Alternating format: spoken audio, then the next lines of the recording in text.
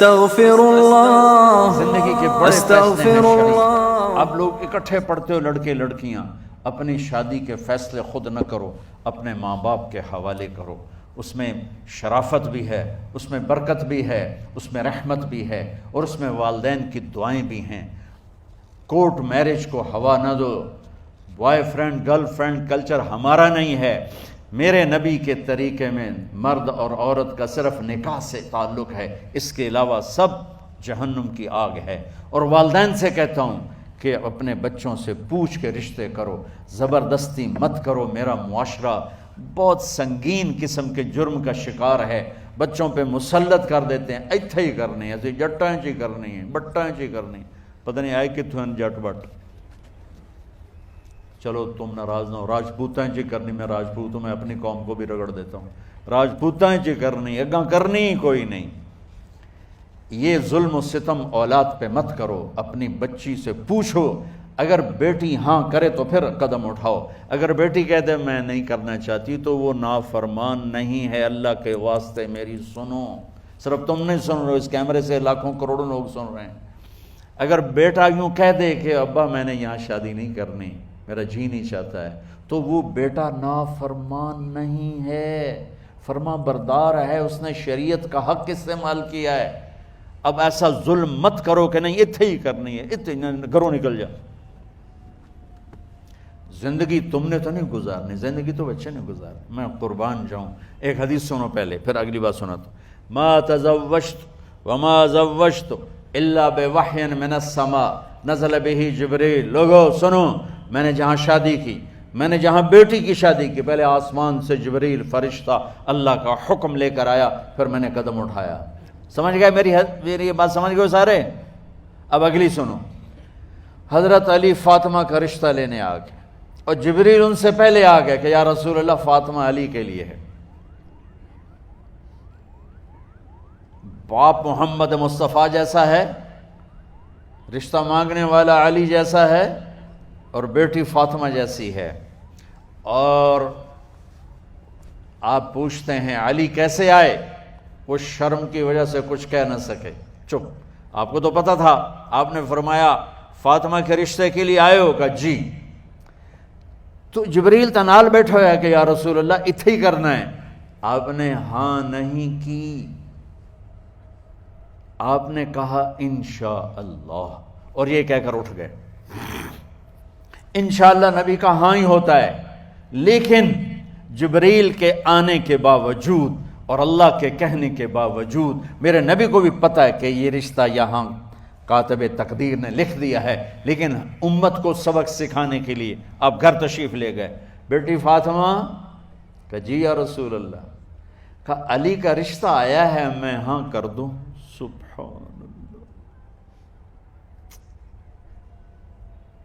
میں اپنے دیہاتی بچیوں پہ مجھے رونا آ گیا کہ جنہیں پتہ ہی نہیں ہوتا سانو کہیں دے نال بندے پہ جانور ہے یا انسان ہے۔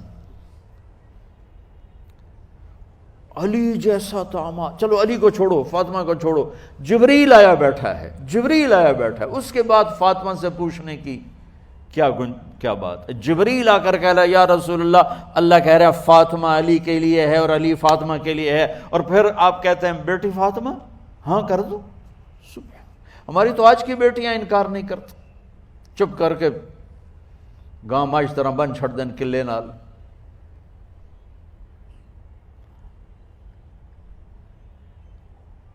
کوئی ان کے اندر کے جذبات کو سننے والا کوئی نہیں ہوتا، اپنی انانیت پر یہ فیصلے کرتے ہیں، اور میرا نبی کہہ رہا ہے بیٹی ہاں کر دو۔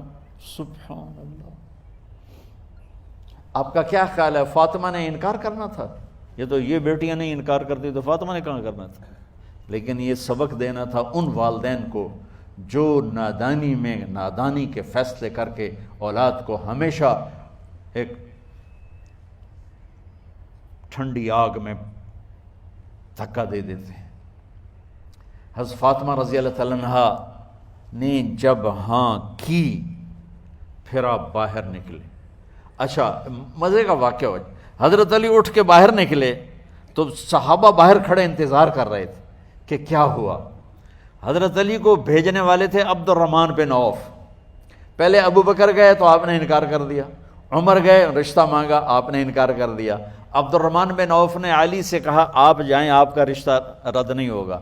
کہنے لگے میرا تو ذاتی گھر بھی کوئی نہیں، مجھے کہاں سے رشتہ ملے گا، میں تو بالکل غریب ہوں۔ کہا نہیں تم جاؤ۔ تو واپس آتے انہوں نے عبد الرحمن بن عوف پہ چڑھائی کر دی، ویکھیا ہے نا تو مینوں گلے آئی، انکار ہو گیا۔ تو صحابہ نے پوچھا کیا ہوا؟ کہا کچھ کہا ہی نہیں، چپ کر کے اٹھ گئے۔ تو عبد الرحمن بن عوف کہنے لگے کچھ بولے صحیح، کہ بس اتنا کہا انشاءاللہ، کہا تو مبارک ہو، نبی کا انشاءاللہ ہاں ہوتا ہے۔